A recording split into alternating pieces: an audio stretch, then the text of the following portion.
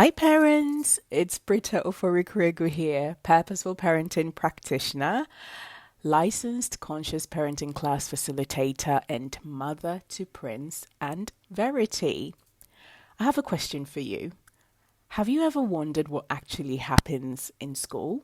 I mean, you send your smartly dressed, precious child to school in the morning, and then they return home as a wild child, seemingly overreacting to the smallest of things and having huge outbursts.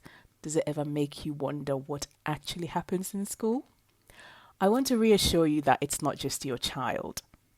In fact, this phenomenon is so common, a term has actually been coined for it, and it's called, are you ready for it? After school restraint collapse. This term was coined by Andrea Lowen Nair, a counselor and parent educator. I hope I've actually got her name right. I also give credit to calmlyfamily.org for some of the content in this episode. So, what exactly is after school restraint collapse? It basically refers to the meltdown that a child experiences after school, specifically as a result of their school experience. It describes how young children, especially placed in a demanding environment such as school, often collapse into meltdowns as soon as they come home or they're with familiar people. You see, it takes a lot of energy, emotional suppression, and physical restraint to behave in the expected way all day whilst at school. This is often motivated by fear at what happens if children don't perform in the expected way.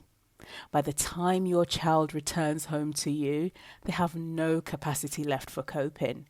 They have a whole day of dysregulation, suppression of feelings, and lack of autonomy inside them to let out. The letting it out, the outbursts, and inability to cope with aspects of normal life that parents see is what the term restraint collapse is all about. What a tongue twister. So, what does after school restraint collapse actually look like? It looks like tantrums or meltdowns, crying at small things, quote and unquote, fighting and arguments between siblings, lack of impulse control, risky behavior, defiance or willful behavior, overwhelm or refusal to honor simple requests. So basically, after school restraint collapse can come across as anger, sadness, or picking fights, and it also results in your child refusing or claiming they can't do things that are usually simple for them. What does restraint collapse show? What does it actually tell us? At its core, after school restraint collapse means that your child has unmet needs. These can be physical, such as hunger, thirst, tiredness, or they needing the toilet, sensory issues, such as being exposed to too much or little noise, movement, visual input, etc. Emotional, which means they have suppressed their feelings all day, and this actually prevents them from understanding their feelings and regulating themselves. Young children especially need support to process their emotions. And, things like a lack of connection or unpredictability of what's going to happen next can also cause this. One thing I'd like you to know is that if your child is exhibiting after school restraint collapse around you, then it means that you are their safe space. They feel able to express their feelings around you, which is actually a good thing, although it might not feel like that to you in the moment. You may be the only person or the people who they feel safe to let these feelings out around. So, why exactly does after school restraint collapse happen?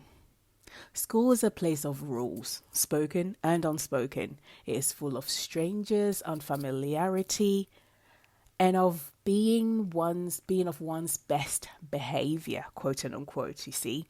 Children are expected to learn, think, obey, listen, be quiet, play with other children, negotiate and share, switch focus between activities on demand, cope with noise and the input from lots of people.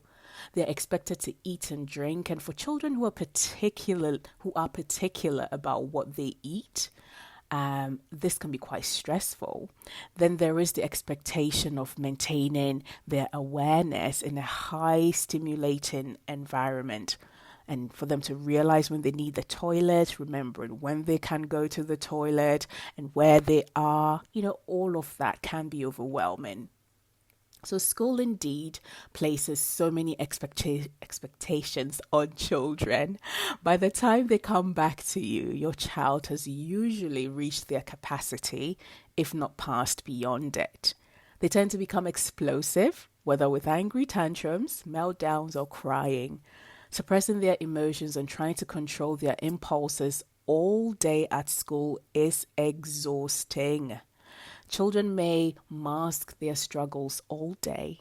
At home, they feel safe with the safe people they can release their pent up emotions with. So it results in anger when you ask them to change out of their uniform. It results in a meltdown when you give them the wrong color of a cup to drink from. But really, it's not about the cup. They just need a reason and an outlet to release all of those bottled up emotions inside. So, what else do you need to know, and what can you do as a parent in the moment of after school restraint collapse? First of all, please don't take your child's behavior personally. Think about it. How many times have you, as an adult, returned from a long and hard day at work feeling hungry, exhausted, short-fused, and irritable? Quite a number of times, right? If we want to be honest. Exactly. So please give yourself abundant grace and extend that same grace to your child. I must mention that while the after-school restraint collapse can affect all kids, it can be more prominent in sensitive children with learning or socialization problems and, further vulnerabilities like a lack of sleep, hunger, overstimulation, or sickness. And these may all result in even the most even-tempered child losing control at home. Parents, please listen. Your child loves you so much. They have been without you all day. They were jostled in a line, had to sit when they wanted to stand. Perhaps they were outside when they wanted to be inside, or inside when they wanted to be outside. They had to listen, but they didn't understand. They had to focus and take on new information. They had to follow rule upon rule upon rule upon instruction upon instruction. Finally, now they're home and they're done. What your child needs from you in these moments is for you to be their calm in the middle of the storm.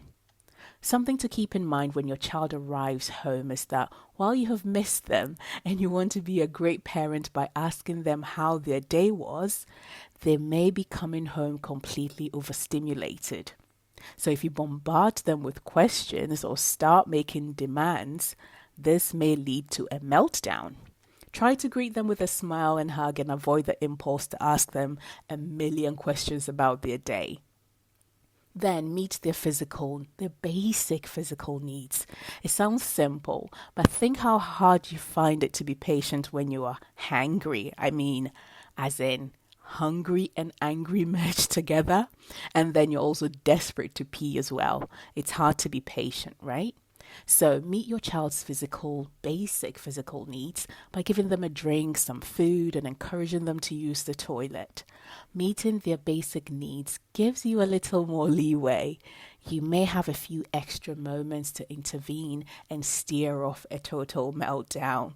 Meeting your child's basic needs also creates a space for talking, hugging, and other ways to help them manage their feelings before they're totally overwhelmed. When you hug them, you can then help them name their emotions and then offer emotional containment by using phrases like, I can hear how angry you are. I can tell how sad you are. And then you can tell them you love them. You can stay calm and just be there for them. Naming and talking about emotions helps children develop their emotional vocabulary. In time, they'll start to use words to describe how they feel before they reach meltdown. Also, creating a calm environment where your child can regroup and sit quietly may be helpful. Your child needs a quote unquote brain break when they get home. And they do not need to just jump right into doing homework.